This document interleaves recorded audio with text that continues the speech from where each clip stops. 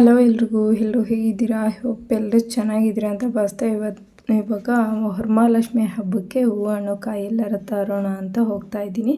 ಇದು ಹಳೆ bus stop ಇದೆಯಲ್ಲ, ಅಲ್ಲಿ ಕೋಲಾರಮ್ಮ ದೇವಸ್ಥಾನ ಪಕ್ಕದಲ್ಲೇ ಇದೆ.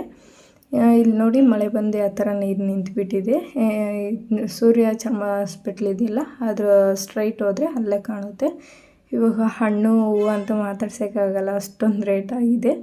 ಏನು ಮಾಡೋಕ್ಕಾಗಲ್ಲ, ಬಿಡೋಕ್ಕಾಗಲ್ಲ ಅಂತಂದು ಹೇಳ್ಬಿಟ್ಟು ಇವಾಗ ಹಣ್ಣು ಹೂವು ಎಲ್ಲ ತಗೊಂಡಿದ್ದಾಯಿತು. ತಗೊಂಡ್ಬಿಟ್ಟು ಇವಾಗ ಹೂವು ತಗೋಬೇಕು. ಹೂವು ಹತ್ರನೂ ತಗೊಂಡೆ. ಎಲ್ಲ ಸೇರಿ ಒಂದು 4 kg ಹಣ್ಣು ತೊಗೊಂಡ್ವಿ. ಹಣ್ಣು ತೊಗೊಂಡು ಇವಾಗ ಹೋಗ್ತಾ ಇದ್ದೀವಿ ಮನೆಗೆ. ಎಣ್ಣೆ ಹೇಳ್ತಾಯಿದ್ರು, ಹಣ್ಣಿನ ರೇಟ್ ಇವಾಗಲೇ ಇಷ್ಟೊಂದು ಆಗಿಬಿಟ್ಟಿದೆ ಅಂತ. ನಾಳೆ ಹಬ್ಬ ಇರೋದಲ್ಲಮ್ಮ, ಇವಾಗಲೇ ಇಷ್ಟು ರೇಟ್ ಆಗಿರ್ಬೇಕು, ನಮಗೊಂದು ಇದು ಸೀಸನಮ್ಮ ಅಂತ ಇದ್ದರು. ಮಾತಾಡಿಸ್ಕೊಂಡು ಇವಾಗ ನಮ್ಮ ಮನೆಯವ್ರು ಬಂದರು, ಕರ್ಕೊಂಡು ಹೋಗ್ತಾ ಇದ್ದೀನಿ. ನೋಡಿ, ಫುಲ್ ನಾಳೆ ತೋರಿಸ್ತೀನಿ ಮಾರ್ಕೆಟೇ ಆ ಥರ ಇದೆ ಅಂತ. ಅಂದರೆ ವರಮಹಾಲಕ್ಷ್ಮಿ ಹಬ್ಬದ ದಿನ, ಹಿಂದಿನ ದಿನ ಇದು ಹಬ್ಬದ ದಿನ ಈ ಥರ ಇದೆ, ನೋಡ್ತಾ ಇರ್ಬೋದು. ಫುಲ್ ಈ ಥರ ಹೂವು ತಗೋರೋಕ್ಕಂತ ನಮ್ಮ ಮನೆಯವ್ರು ಬಂದಿದ್ದರು, ಅವಾಗ ಶೂಟ್ ಮಾಡಿರೋದಿದು. ಫುಲ್ಲು ಹೂವು ರೇಟು ಅಂದರೆ ಫುಲ್ಲು ಡೆಕೋರೇಷನ್ಗೆ ವರಮಹಾಲಕ್ಷ್ಮಿ ಹಬ್ಬದ ದಿನ ಏನು ಅಮ್ಮನವ್ರಿಗೆ ಡೆಕೋರೇಷನ್ ಮಾಡ್ತೀವ, ಎಲ್ಲ ಥರ ಎಲ್ಲ ಡಿಸೈನು ಎಲ್ಲ ಅಲಂಕಾರ ವಸ್ತುಗಳು ಇಲ್ಲಿ ಮಾರ್ಕೆಟಲ್ಲಿ ಸಿಗುತ್ತೆ. ನೋಡ್ತಾ ಇರ್ಬೋದು, ಎಲ್ಲ ಥರದಲ್ಲೂ ಸಿಗುತ್ತೆ. ನೋಡಿ, ಆ ಥರ ಬುಕ್ಕೆಗಳು ಮತ್ತು ಸೈಡಲ್ಲಿ ಡಿಸೈನ್ ಮಾಡೋಕ್ಕೆ ಆ ಥರ ಎಲ್ಲ ಸಿಗುತ್ತೆ. ತೊಗೊಂಡ್ಬಿಟ್ಟು ಬಂದು ಇವತ್ತು ವರಮಹಾಲಕ್ಷ್ಮಿ ಹಬ್ಬದ ದಿನ ಇವಾಗ 3:15 ಆಗಿದೆ. ಇವಾಗ ಎದ್ಬಿಟ್ಟು ಸ್ವಲ್ಪ ಮುಖ ತೊಳ್ಕೊಂಡು ಬ್ರಷ್ ಮಾಡಿಬಿಟ್ಟು ಇವಾಗ ನೆಲ ಒರೆಸೋಣ ಅಂತ ಕಸ ಓಡಿಸಿ ಇವಾಗ ನೆಲ ಒರೆಸ್ತಾ ಇದ್ದೀನಿ. ನಾನು ನೆಲ ಒರೆಸೋಷ್ಟರಲ್ಲಿ 4:20 ಆಗಿತ್ತು. ಇವಾಗ ನೆಲ ಒರೆಸ್ತಾ ಇದ್ದೀನಿ. ಒರೆಸ್ಕೊಂಡು ಆಚೆ ನೀರು ಹಾಕಬೇಕು. ಕರೆಂಟ್ ಇಲ್ಲ, ಇದು ಚಾರ್ಜಿಂಗ್ ಬಲ್ಪ್ ಇದೆಯಲ್ಲ ಅದು ಹಾಕ್ಕೊಂಡು ಇದು ಪೂಜೆ ಮಾಡ್ತಾ ಇರೋದು. ಕರೆಂಟೇ ಇಲ್ಲ ಈ ಟೈಮಲ್ಲೇ, ಅಂದರೆ ಫುಲ್ಲು ಮಳೆ, ನೈಟ್ ಫುಲ್ಲು, ಆದ್ದರಿಂದ ಕರೆಂಟ್ ತೆಗೆದುಬಿಟ್ಟಿದ್ದಾರೆ. 12 ಗಂಟೆವರೆಗೂ ಇರ್ತು. 12 ಗಂಟೆ ಮೇಲೆ ಇಲ್ಲ, ಯಾವಾಗ ಹೋಯ್ತೋ ಗೊತ್ತಾಗಿಲ್ಲ. ನಾನು ಎದ್ಬಿಟ್ಟು 3:15 ಹಂಗೆ ಎದ್ಬಿಟ್ಟು ನೋಡ್ತಾ ಇದ್ದೀನಿ, ಕರೆಂಟೇ ಇಲ್ಲ. ಏನು ಮಾಡೋದು ಅನಿಸ್ಬಿಟ್ಟು ಮತ್ತೆ ಕರೆಂಟ್ ಬಂದಿದ್ದೆ 6:15 6:15ಗೆ ಕರೆಂಟ್ ಬಂತು.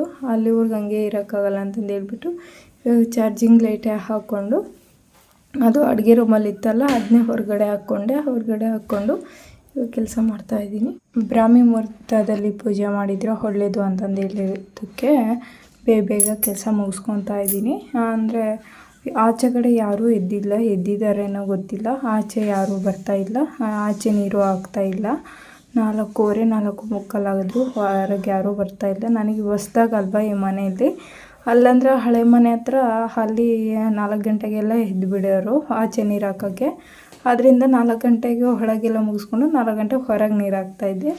ಇಲ್ಲಿ 4 ಗಂಟೆ ಆದರೂ ಹೊರಗೆ, 5 ಗಂಟೆ ಆದರೂ ಹೊರಗೆ ಯಾರೂ ಇರಲ್ಲ. ಆದ್ದರಿಂದ ಭಯ ಆಗಿಬಿಡ್ತು.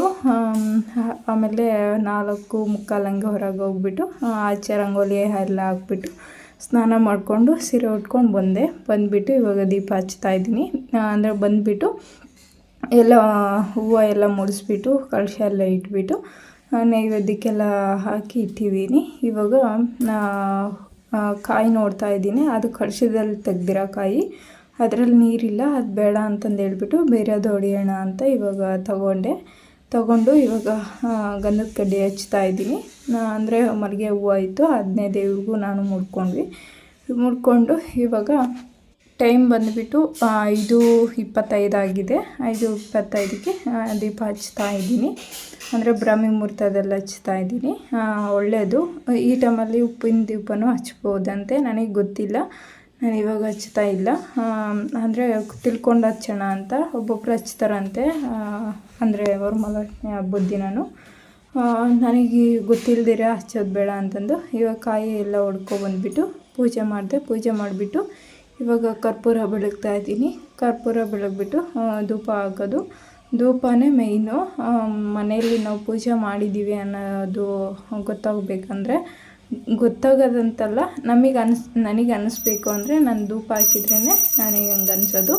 ನಿಮಗೆ ವಿಡಿಯೋದಲ್ಲಿ ಎಡಗೈಯಲ್ಲಿ ನಾನು ಏನು ಅಗರಬತ್ತಿ ಅಲ್ಲ, ಇದು ಆರತಿ ಬೆಳಗ್ತಾ ಇರೋದು ಅನಿಸುತ್ತಲ್ಲ, ಕರ್ಪೂರನ ಬೆಳಗ್ತಾ ಇದ್ದೀನಲ್ಲ, ಅದು ಎಡಗೈ ಅನಿಸುತ್ತೆ. ಅಂದರೆ ವಿಡಿಯೋದಲ್ಲಿ ಉಲ್ಟಾ ಕಾಣ್ತಿದೆ ಅಷ್ಟೇ, ನಿಮಗೆಲ್ಲನೂ ಉಲ್ಟಾ ಕಾಣ್ತಿದೆ. ಅದು ಆಫ್ ಆಗುತ್ತೆ ಅವಾಗವಾಗ, ಅದಕ್ಕೆ ತಿರುಗಿ ನೋಡ್ತಾ ಇದ್ದೀನಿ ಆಫ್ ಆಗಿದೆಯೋ ಆನ್ ಆಗಿದೆಯಾ ಅಂತ. ಇವಾಗ ಗ್ಯಾಸನ್ನು ಒರೆಸ್ಬಿಟ್ಟು ಗ್ಯಾಸ್ಗೂ ಅರಿಶಿನ ಕುಂಕುಮ ಎಲ್ಲ ಇಟ್ಬಿಟ್ಟು ಅದಕ್ಕೂ ಹೂವು ಇಟ್ಬಿಟ್ಟು ಅದಕ್ಕೂ ಬೆಳಗ್ತೀನಿ. ನಾನು ಶುಕ್ರವಾರ ಆಗಲಿ ಮಂಗಳವಾರ ಆಗಲಿ, ಶುಕ್ರವಾರ ಮಂಗಳವಾರ ಪೂಜೆ ಮಾಡೋ ದಿನ ತಪ್ಪದೆ ಗ್ಯಾಸ್ಗೂ ಮಾಡ್ಕೊತೀನಿ. ಅದನ್ನು ಲಕ್ಷ್ಮೀ ಸ್ವರೂಪ ಅನ್ನಪೂರ್ಣೇಶ್ವರಿ ಆದ್ದರಿಂದ ಇವಾಗ ಧೂಪ ಹಚ್ತಾ ಇದ್ದೀನಿ.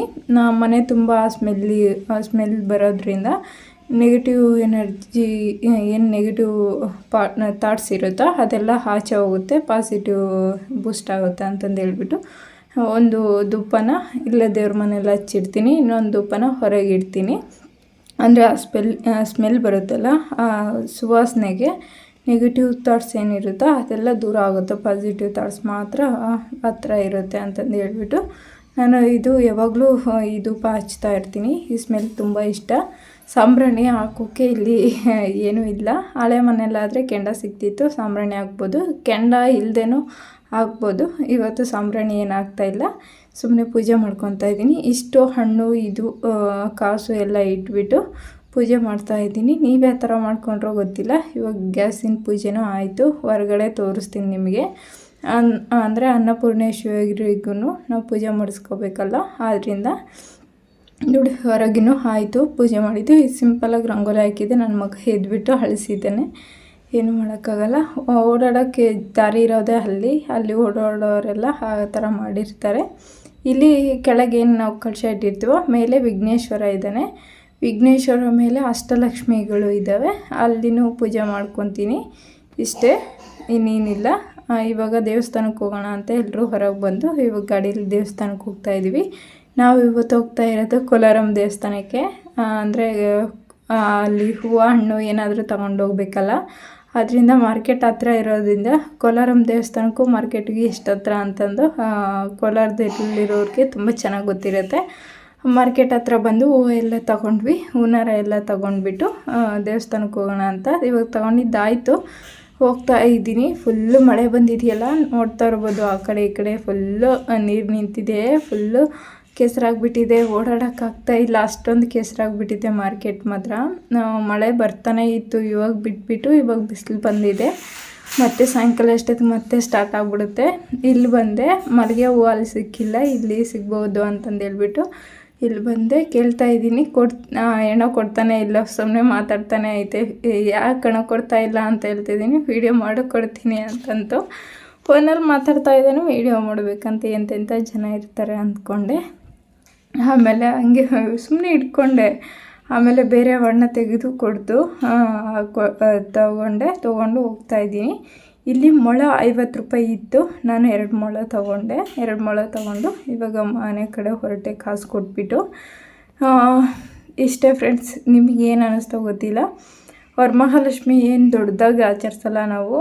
ಊರಲ್ಲಿದ್ದಿದ್ರೆ ಅತ್ತೆ ಮನೆಯಲ್ಲಿ ಚೆನ್ನಾಗಿ ಆಚರಿಸ್ಬೇಕು ಅಂತಂದು ತುಂಬ ಆಸೆ ಇತ್ತು. ಅತ್ತೆ ಮನೆಗೆ ಹೋಗಿ ಅಲ್ಲಿ ದೇವ್ರನ್ನೆಲ್ಲ ಕೂರಿಸ್ಬಿಟ್ಟು ಆಚರಿಸ್ಬೇಕು ಅನ್ನೋದು.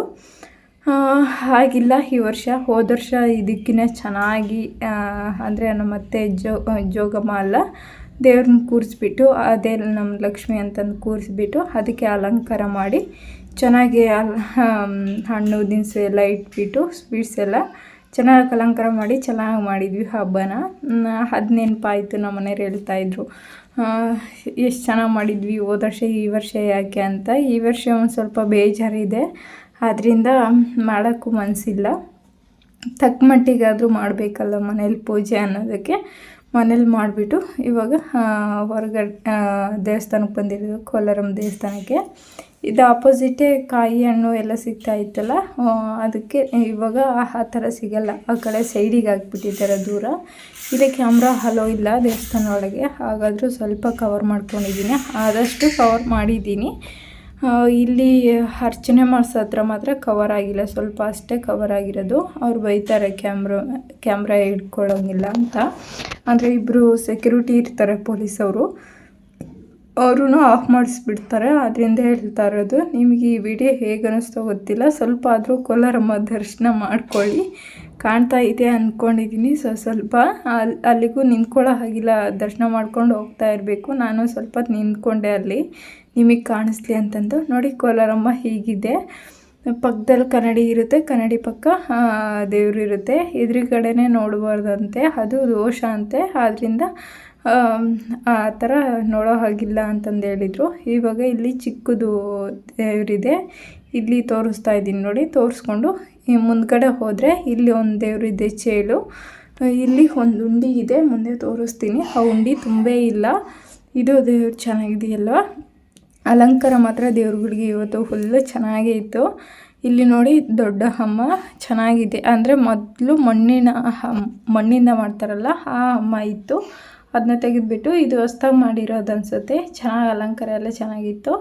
ಇವನು ಎಲ್ಲ ಕಾಯಿ ಎಣ್ಣೆಲ್ಲ ಇಲ್ಲೂ ಮಾಡಿಸ್ಕೊಂಡಿದ್ದಾಯಿತು. ಇಲ್ಲಿ ದಾರ ಕೊಡ್ತಾರೆ, ದಾರ ತಗೊಂಡು ಕಟ್ಕೋಬೇಕು. ಅದಕ್ಕೆ ದಾರ ತೊಗೊತಾ ಇದ್ದೀವಿ. ಅವನು ಹೇಳ್ತಾ ಇದ್ನು ದಾರ ಏನಕ್ಕೆ ಅಂತ. ದಾರ ಹೇಳ್ತೀನಿ ಬಾ ಅಂತಂದೆ. ಆವಾಗ ಗೊತ್ತಾಯಿತು, ಚೇಂಜ್ ಕೊಟ್ಟರು.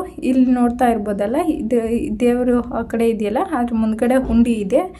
ಅದು ಇಲ್ಲಿಗೆ ಎಷ್ಟು ವರ್ಷಗಳಾಯಿತೋ ಗೊತ್ತಿಲ್ಲ, ಆ ಹುಂಡಿ ತುಂಬೇ ಇಲ್ಲ. ಅಂದರೆ ಕಾಸಾಗ್ತೀವಲ್ಲ, ಅದು ದೇವಸ್ಥಾನ ಕಟ್ಟೋಕ್ಕೂ ಮುಂಚೆ ಚಿಕ್ಕ ದೇವಸ್ಥಾನ ಇರುತ್ತಲ್ಲ, ಅವಾಗಿಂದ ಆ ಹುಂಡಿ ಐತಂತೆ, ಇನ್ನೂ ತುಂಬೇ ಇಲ್ಲಂತೆ. ಅದೆಷ್ಟು ಯಾವಾಗ ತುಂಬುತ್ತೋ ಗೊತ್ತಿಲ್ಲ. ಇವಾಗ ಆ ಹುಂಡಿಲಿ ಹಾಕ್ತಾಯಿಲ್ಲ. ಇಲ್ಲಿ ಎದುರುಗಡೆ ಪೊಲೀಸ್ ಪಕ್ಕ ಇದೆಯಲ್ಲ, ಅಲ್ಲೇ ಹಾಕ್ತಾರೆ ಕಾಸೆಲ್ಲ, ಅಲ್ಲೇ ಹಾಕ್ಕೊಳ್ಳೋದು, ಅಲ್ಲೇ ಹಾಕ್ಬಿಟ್ಟು ಬರೋದು. ಇವಾಗ ಅಲ್ಲೇನೂ ಹಾಕೋದಿಲ್ಲ, ಸೈಡಿಗೆ ಎತ್ತಿಟ್ಟಿದ್ದಾರೆ ಅಷ್ಟೇ.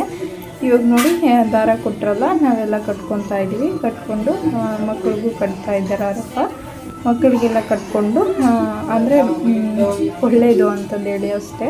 ಕಂಕಣ ಕಟ್ಕೊತೀವಲ್ಲ, ಅದೇ ಥರ ಇಲ್ಲಿ ದಾರ ಕೊಡ್ತಾರೆ, ದಾರ ಕಟ್ಕೊಳ್ಳೋದು. ದಾರ ಕಟ್ಕೊಂಡ್ಬಿಟ್ಟು ಇವಾಗ ಆಚೆ ಬಂದ್ವಿ.